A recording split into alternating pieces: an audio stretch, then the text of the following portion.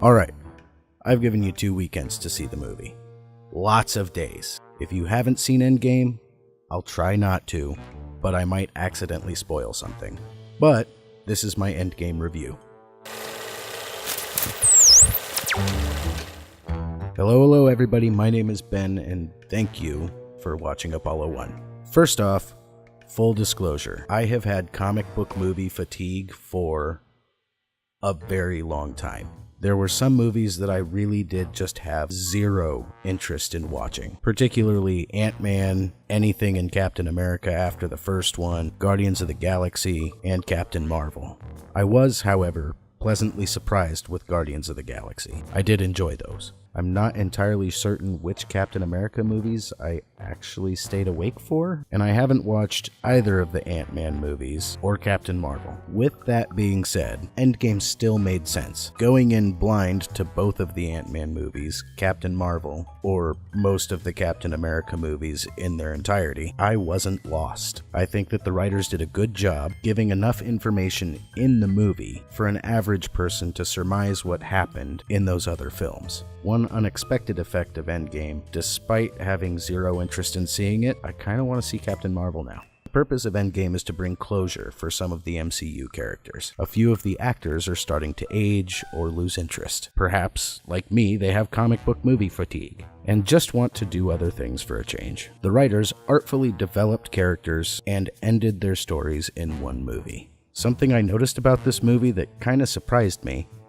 is that there are long portions of this movie with zero action. I grew up in the mid to late 80s and the 90s. Back then, movies had dialogue. Modern action films constantly bombard you with action, and I think it's given us all a sense of action movie ADHD. Some viewers might actually see this movie as slow, as there's a lot of dialogue and development of plot through B-roll sequences. The individual stories in this movie are awesome. I'll talk a little more about these in a later video, but whether their story was a continuation or a second chance or an end, the individual stories for these characters were awesome. This film had a strange feeling behind it, despair. In all of the movies you've watched so far, as you were watching, you felt secure that the good guys would win. You felt that no matter what happens, everything was going to be okay. The characters never lost their resolve and always pushed for the win. In Endgame, the whole troop seems defeated. Not just physically defeated, because, Thanos won Infinity War, but mentally and emotionally defeated. I wasn't prepared for that, and it added a sort of melancholia to the experience. In the aftersnap of Thanos, it's almost like the remaining heroes have all just become people. They're just trying to get by like everyone else. And I think because of that, I could relate to them. I think that might have been the writer's intention. While you're sitting there watching the movie and just before you start to get bored, be patient, it ramps up. As the movie goes along, the action almost just kind of warms you up for the next thing. A little more, and then the next thing, until it goes to the big epic battle that you'd expect concluding a 22 film series. Now, bit by bit, my 3 criteria are always story, cinematography, and music. As for the story, I loved the story, despite how campy some of the plot elements were. Every character had their heart moment, and some pull harder than the others. I had a whole spectrum of emotions from no, to what the, to